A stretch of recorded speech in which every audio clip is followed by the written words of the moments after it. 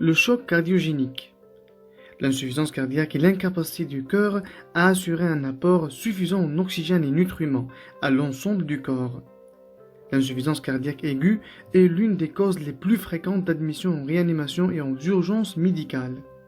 L'insuffisance cardiaque aiguë peut être décrite en plusieurs tableaux cliniques, dont le choc cardiogénique est la forme la plus sévère. Définition. C'est un déséquilibre brutal entre les besoins et les apports cellulaires en oxygène, qui altère de façon durable l'oxygénation et le métabolisme des différentes cellules et aboutit à leur hypoxie. Sa physiopathologie passe par l'insuffisance de perfusion tissulaire, qui entraîne une anoxie cellulaire avec déviation anaérobie de métabolisme et production de lactate. L'hypotension artérielle est fréquente mais inconstante. Le transport d'oxygène DO2 égale le débit cardiaque fois le contenu artériel en O2. La consommation VO2 est la différence entre le débit artériel et le débit veineux en oxygène.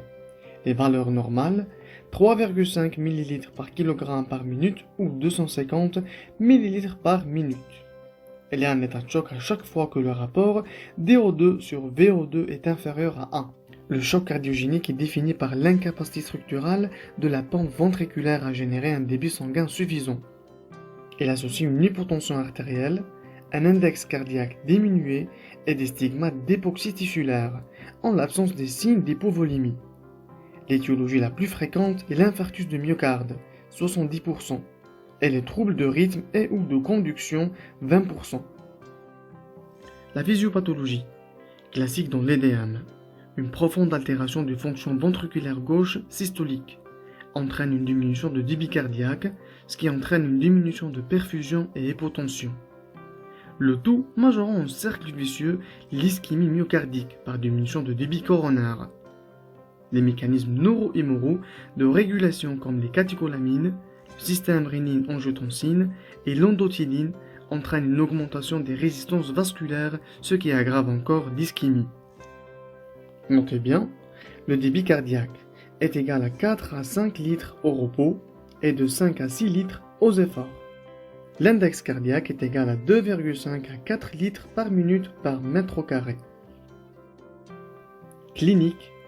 Les critères classiques hémodynamiques du choc cardiogénique sont une hypotension artérielle persistante, une pression artérielle systolique inférieure à 90 mm de mercure et ou une pression artérielle moyenne inférieure à 65 mm de mercure, pendant plus de 30 minutes malgré un remplissage adéquat. Signe d'hypoperfusion, en particulier une oligurie inférieure à 0,5 ml par kg par heure. Un bas débit cardiaque persistant, index cardiaque inférieur à 2,2 malgré un remplissage adéquat. Pression artérielle pulmonaire d'occlusion PAPO supérieure à 15 mm de mercure. Eric en 1912 offre les premières descriptions. Un pouls faible rapide, bruit cardiaque diminué, râle pulmonaire, dyspnée et cyanose. Le diagnostic du choc cardiogénique est évoqué à l'examen clinique lorsqu'il existe une hypotension artérielle associée à des signes d'hypoxie, oligurie, marbrure cutanée, extrémité froide, cyanose, troubles de conscience et diminution de la pression artérielle pulsée. Le caractère cardiogénique est confirmé par la dysfonction de la pompe cardiaque, après expulsion ou correction d'une hypovolémie. L'ECG, examen clé, même s'il ne permet pas de confirmer le choc cardiogénique, il permet un diagnostic étiologique comme un trouble du rythme aigu ou un infarctus de myocarde, deux étiologies dont le traitement spécifique doit être entrepris en urgence dans le cadre d'un état de choc. Un échocœur transthoracique éventuellement complété par un examen transœsophagien. Radiothorax, rechercher un OAP qui évoque une défaillance ventriculaire gauche ou globale. Biologie, dosage des peptides natriurétiques, BNP, NT-proBNP, relargués par les cardiomyocytes en cas de contrainte pariétale cardiaque. Dosage de la troponine, hyperlactatémie à cause de l'hypoperfusion. Le traitement du choc cardiogénique comprend de façon simultanée 1. Des mesures globales, 2. Traitement pharmacologique du choc, 3. Traitement de l'étiologie. On commence par les mesures globales. Transfert en unité de soins intensive rapide pour une mise en condition. Traitement tout d'abord symptomatique. Éliminer une hypovolémie par épreuve de remplissage de faible volume, 250 ml en 10 minutes. Absence de réponse, on utilise des inotropes, pas de deuxième remplissage. Si signe de surcharge, on utilise des diurétiques de l'ANS. Si insuffisance respiratoire aiguë, assistance respiratoire, ventilation non invasive. Si signe de gravité, une intubation endotrachéale, sédation et ventilation mécanique. Si troubles de rythme, amiodarone et choc électrique. Le traitement fait appel à la dobutamine en première intention si la pression artérielle est normale. Si hypotension, on utilise la noradrénaline. Objectif, une pression artérielle moyenne entre 65 et 70 mm de mercure. Monitorage de base, monitorage hémodynamique par cathéter artériel. Le débit cardiaque et la pression intracardiaque et vasculaire pulmonaire peut être mesuré par un cathéter artériel pulmonaire et peut être assuré par une échographie cardiaque. Biologique, les marqueurs doivent être surveillés de façon quotidienne. L'ionogramme, urécréa, bilan hépatique, lactate et la troponine.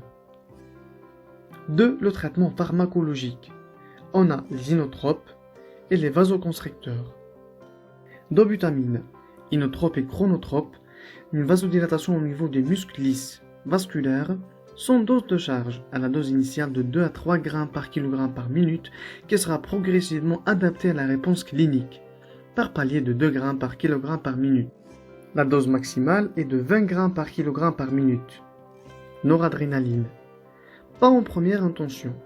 Après persusion de l'hypotension et l'hypoperfusion après utilisation des agents inotropes et remplissage. Noradrénaline, dose initiale est en général de 0,2 à 1 g par kg par minute.